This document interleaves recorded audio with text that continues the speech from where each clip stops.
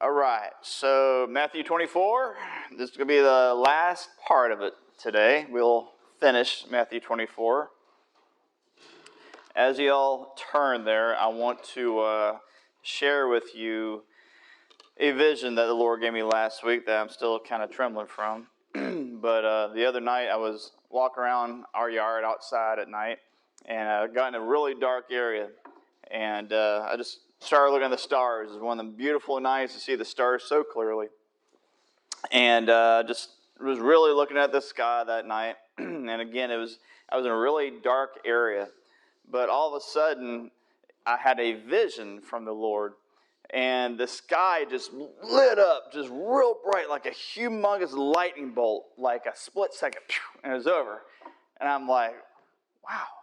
That was some lightning, Lord, But I realized there's a vision, but I'm like, wow, that was pretty crazy. And then all of a sudden, complete despair just like poured over me. I'm like, all right, what is this? And then all of a sudden, hopelessness started flowing over me, and just all this horrible emotion and fear and terror started coming over me. I'm like, Lord, what was that? I know that was a vision. What was that? And he said, you just witnessed the other side of the rapture. You got to witness what many will get to experience at the rapture. Let me tell you what, guys, I'm still messed up from that. And this was several nights ago. And we've had a busy week. And I've had a hard time getting through it just with that sense. And I mean, I was literally trembling when he showed me that and he shared that with me. And so, he began to share with me, make sure my people are ready. Make sure my people are prepared, including myself. We got to make sure that, guys, we let go of hate and angerness, bitterness. Stop playing with sin. It is time to get real. One thought I had this morning, not that it really matters any way or the other. We'll see it from the side of the second coming. But, Jesus says that he doesn't know the day or hour of his second coming, not even the angels, only the Father. But how about the rapture? He is a bridegroom coming for his bride, right? So maybe he knows when the rapture is, just not when that second coming comes, because one is for reward while the other is for judgment. And I'll get to that in just a second, why David believes maybe he doesn't know when he is coming for this second coming. But what I do know, though, is be prepared, because it could happen in a moment of time, in the twinkle of an eye, as the word says. And if you are watching any of the news, it's here. It's any time. So, all right, guys, let's go to Matthew 24. There is really not going to be a lot for me to expound on this morning. So we're just going to flow right through to the end of this. But we will be at verse 32, Matthew 24, and we'll be at verse 32. And the Lord says, now learn this parable from the fig tree. When its branch has already become tender and puts forth leaves, you know that summer is near. So you also, when you see all these things, know that it is near at the doors. Surely I say to you, this generation will by no means pass away till all these things take place. Heaven and earth will pass away, but my words will by no means pass away. So in verse 32, he is saying here, he just gets done speaking about the entire tribulation. And then he ends it with verse 29 to 31 about his actual second coming. So then now in 32, he's like, look, learn this parable. And in the Greek, it means to understand. Make sure you understand what I'm explaining to you through this parable about the fig tree. And it's talking, what he's saying is, when his branches already become tender and puts forth leaves, you know that summer is near. So a couple of times in the Bible, the nation of Israel is actually referred to as a fig tree. All right, a lot of times it's the olive tree, but there are certain scriptures that is referred to as the fig tree. And so what we've got to understand is, what he was saying is, when the nation of Israel becomes, if you will, reborn again, reestablished again, you know that its leaves, like a fig tree, is very tender. And what he was referring to is 1948, when Israel was going to become a nation again. And this is what this parable is actually referred to. So when you look at it that way, he says, now Lord, make sure you understand what I'm telling you. When the nation of Israel becomes reborn again or established again, which it was again 1948, he said, you know that summer is coming, meaning you know everything I just spoke to you about is very near. So he goes on in verse 33, so you also, when you see all these things, know that it is near at the doors. As surely I say to you, this generation by no means pass away till all these things take place. So, all right, let's go ahead and throw it out there. What does this mean? There is so much debate what this actual verse means. I'm going to throw you a couple of things, let it between you and the Lord, how you decide it. So first and foremost, when he says, I say to you, this generation will by no means pass away till all these things take place. Number one, it has to come after 1948. With generation, there's two particular scenarios what this may mean. The first one, I'll give it to you real quick. In Greek, the word generation also means nation. So what he's could possibly saying is that no matter how much death and destruction comes upon the nation of Israel, it will by no means pass away. The nation of Israel will live through all this tribulation because there has to be a remnant to be saved from it. But what most people believe is what this generation is talking about is a lifespan. Now, I could hit you with several scriptures. I'm not going to do that today. There's a couple of different generations that the Bible speaks about. There's the 40 generation, the 70 generation, the 80 generation, or the 100 generation. All right? So let me just throw these at you and let you decide what you think. All right? So let's look at 40 generation.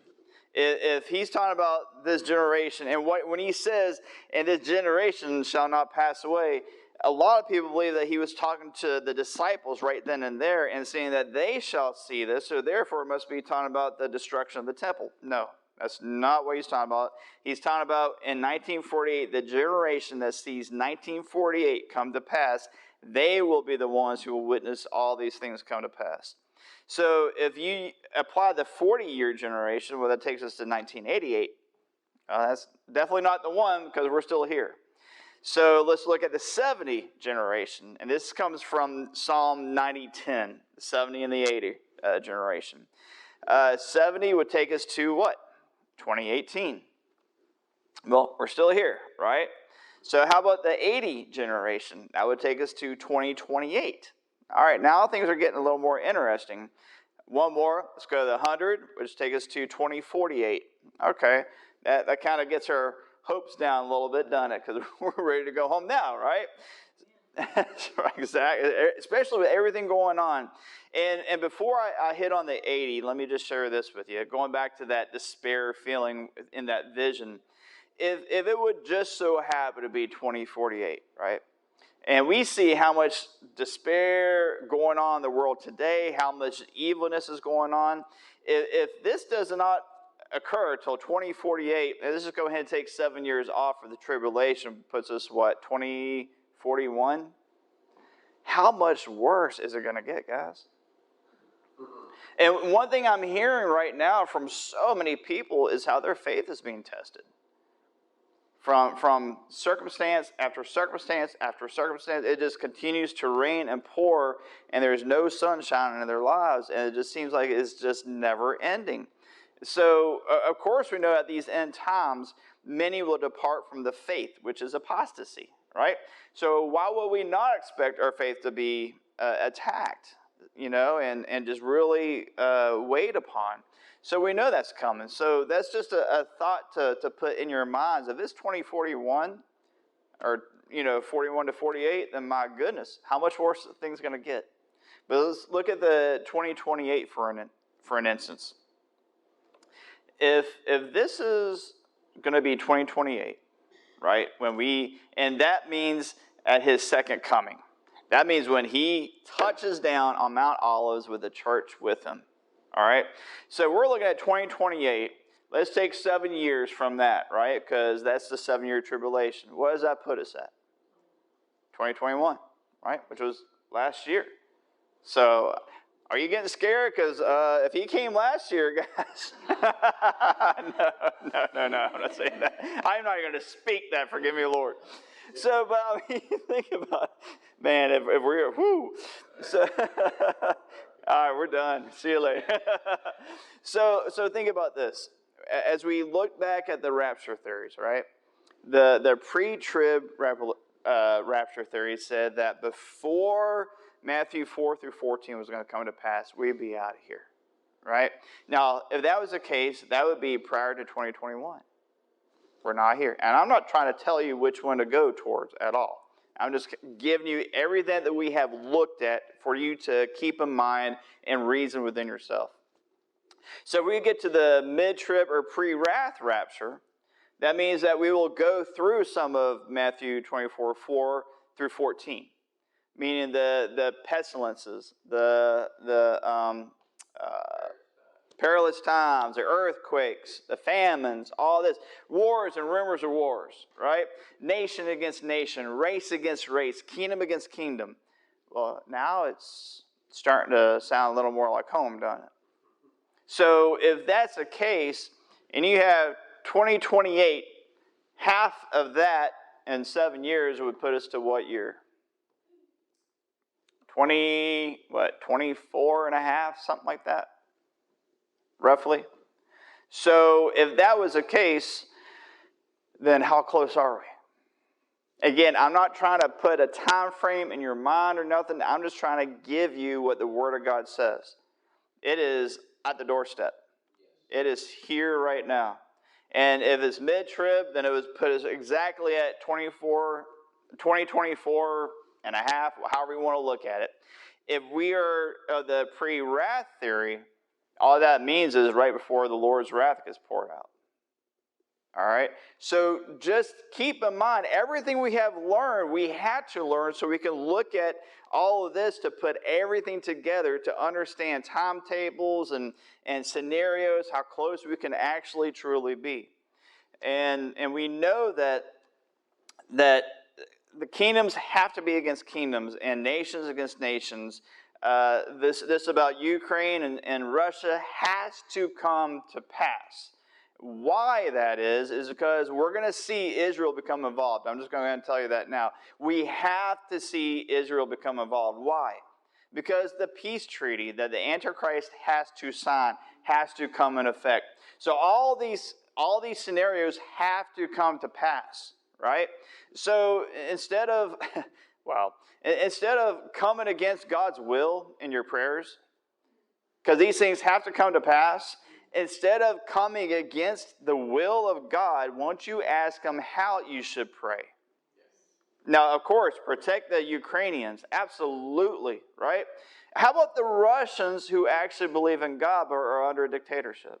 Have you ever thought about that scenario? So ask God how you should pray during these times so that way you line up with His Word, knowing that all these scenarios still have to come to pass to allow His Word to come to pass. So, again, if we're looking at between 2021 and 2028, this tells us how close we are. All right? So, let's go on. Look at verse 36. But of that day and hour, no one knows, not even the angels of heaven, but my Father only. When I read that again this morning, something kind of jumped out at me. But of that day and hour, no one knows, not even the angels of heaven, but my Father only. Jesus is saying here, my Father knows the exact day and hour that He is causing me to come back and return with my wrath. In other words, what He's saying is the day and hour is already set in stone. And you cannot change that. You cannot change the Father's mind that this day and this hour His Son is returning to bring wrath upon this earth, and He is bringing His church with Him. So when I thought about that for a moment, I'm like, okay, but why doesn't Jesus know? I mean, he's part of the plan, right? He's part of the Trinity. Why would Jesus not know? I never thought about this before. And this is just a thought of David. This is not scriptural, just a thought of David for a moment. So what I started thinking about was this. Jesus is our mediator, is He not? He is our go-to to go between us and the Father. He mediates, he intercedes on our behalf. If he knew what day was coming for his return on this earth, how much would he be really pleading to the Father to stop? Not now. Don't send me now. I mean, think about the garden, guys. He was pleading, not my will, but your will. But God, if you allow this cup to pass from me, how much would he be pleading before his Father right now if he knew tomorrow he was coming back to this earth, because he knows how much of the church is not ready yet? It was a thought that just kind of haunted me for a second. So verse 37. But as the days of Noah were, so also will the coming of the Son of Man be. Now in your handout I gave you about a month ago, at verse 37 you will also see somewhere around there Luke 17:28, which also speaks about the days of Lot, as in the days of Noah, as the days of Lot. We're going to stay with Noah here, but Lot is the same way. And he goes on in verse 38, and he says, For as in the days before the flood, they were eating and drinking, marrying and giving in marriage, until the day that Noah entered the ark, and did not know until the flood came and took them all away, so also will the coming of the Son of Man be. Now, remember, the flood, was that just a horrible, catastrophic event because it just rained so much? What was the flood? It was the wrath of God, right? So when you read verse 38, what it's actually saying is, for as in the days before the wrath at that time. So he's referring to the wrath, referring to the flood as the wrath. And so now he's talking about his second return, which is the wrath to come. And what he's saying is, the days like it was in Noah's life and in Lot's life is going to be the same as it is here now in these days times when he's about to return for his second coming. They were what? They were eating, they were drinking, marrying, and giving in marriage. Everyday lifestyle. They were not expecting it to come. They were living life just regularly, just going about their business, doing what they normally do, and not preparing for his second coming. Yeah, exactly. And so that's what we got to look at today, guys, is how prepared are we for his second coming compared to how much are we just living our lives? I see so many people now on social media saying, live your life to the fullest. Live your life to the fullest. Take everything in and enjoy every moment because this is the only life you get. No, you get a second, you get an eternal life. But it's dependent on how you live now, what eternity you get to spend it with, right? So you've got to be very careful how you live your life now. Because if you truly call yourself a Christian, what is that saying? It is no longer I who live, nor my own desires do I live for, but it's Christ and his desires I live for. Now, are we really living that way is what we've got to ask ourselves. So, verse 40. Then 2 men will be in the field, one will be taken, the other left. 2 women will be grinding at the mill, one will be taken, and the other left. Watch therefore, for you do not know what hour your Lord is coming. All right, so stop there for a moment. So, a lot of people believe what we just read refers to the rapture. One taken, one left, right? That's usually how we refer to the rapture. But remember, when we started looking at chapter 24, we had to go back to chapter 23 to refer to who he was speaking to, which was Jerusalem. Remember, O Jerusalem, Jerusalem, meaning Israel. So he's talking to the Jews here throughout Matthew 24. Many believe that when we read Matthew 24, the church is not mentioned here because the church is not involved in Matthew 24. It goes back to the rapture theories we're not going to go back into. That's between you and the Lord. But when you get into what we just read about, so what is this talking about? If it's not about the rapture, how one taken, one left, then what is it talking about then? Well, actually what it's talking about is the tares and the wheat. Because if you read the parable of the tares and the wheat, one is taken and one is left. The one that is taken is the tares, and the one that is left is the wheat. Now, he's talking about the harvest here, right? So what is the harvest? It is Christ's second coming. And we'll look at that further when we get into the book of Revelation. But so at Christ's second coming, he's coming for the harvest, right? But he cannot separate the wheat and the tares right now, because some of the wheat will be plucked up with the tares, of what he says in that parable. But what happens is, at the time of harvest, both will be taken, but first the wheat, or the evil, will be taken first, and it'll be removed away while the wheat is remaining. So what we've got to look at is what he's referred to right here, knowing that this is about the second coming. The one that is taken first is not the righteous person during the rapture, but what it's talking about, that this is the evil person at his second coming. Because remember, he's coming to judge the wicked. So let's go forth, 43. But know this, that if the master of the house had known what hour the thief would come, he would have watched and not allowed his house to be broken into. Therefore you also be ready, for the Son of Man is coming at an hour you do not expect. Who then is a faithful and wise servant, whom his master made ruler over his household, to give them food in due season? Before we go forward, I want to make sure you look at a couple of things in verse 45. He's referring to someone who is faithful, and someone who is wise, and someone who is a servant. So let's think about that very quickly. Someone who is faithful, a servant being faithful to his master, or to her master. All right? Are you faithful to the Lord right now in your walk with him? Meaning, are you placing all your faith and all your trust in him? Or are you placing your faith and trust in things in this world? Do you have any idols in your life that is before the Lord right now as we speak? Okay, that is not being faithful. It's just like with Belinda and my marriage right here. If there is any other woman in that marriage, number one, I would be dead. But number two, I would not be faithful to her. I would not be loyal to her, right?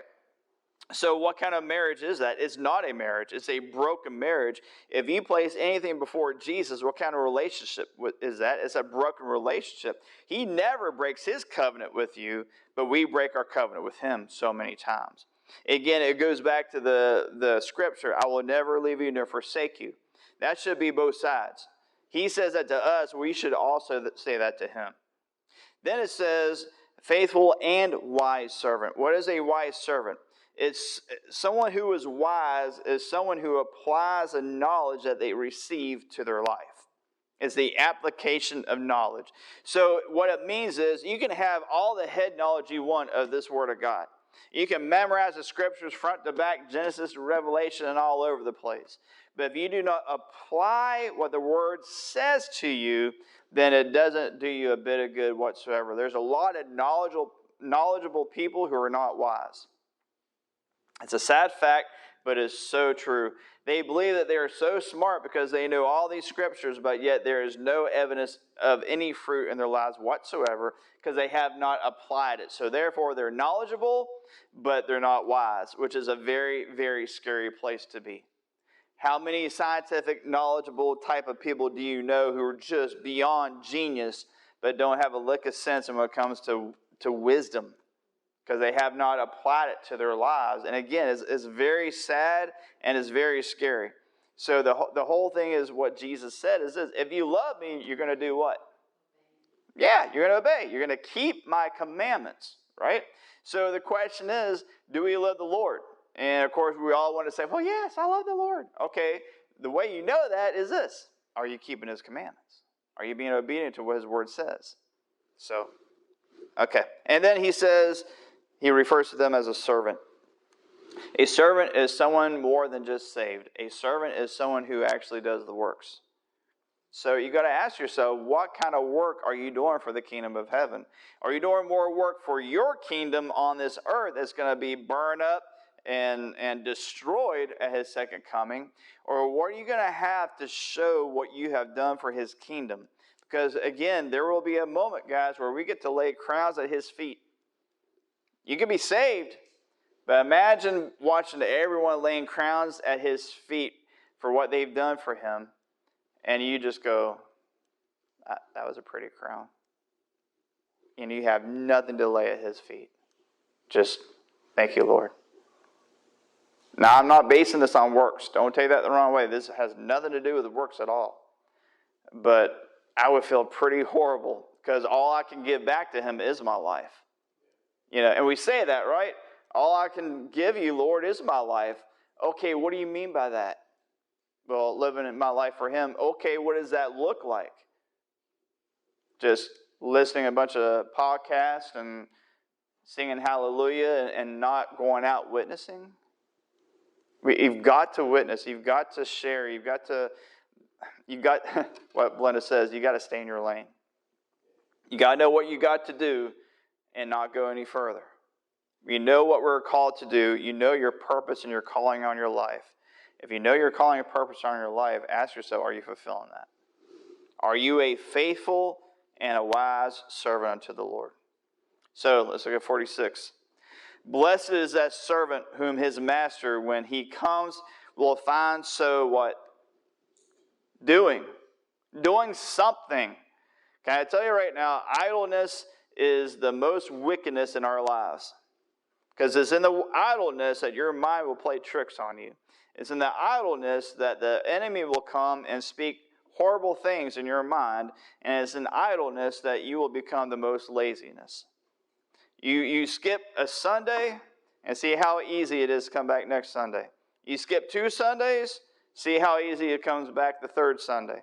If you skip 4 Sundays, you see what I'm saying? Very tough. 47. Surely I say to you that he will make him ruler over all his goods. But if that evil servant says in his heart, my master is delaying his coming. Now, if we say, Jesus is just going to delay his coming, what does the Word of God refer to us as? A lazy servant or evil servant. But if that evil servant says in his heart, my master is delaying his coming, Jesus isn't delaying his coming, guys. He just the Father definitely knows when it's coming.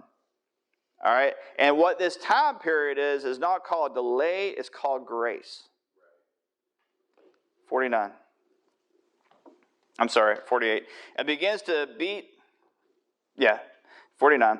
And begins to beat his fellow servants and to eat and drink with the drunkards.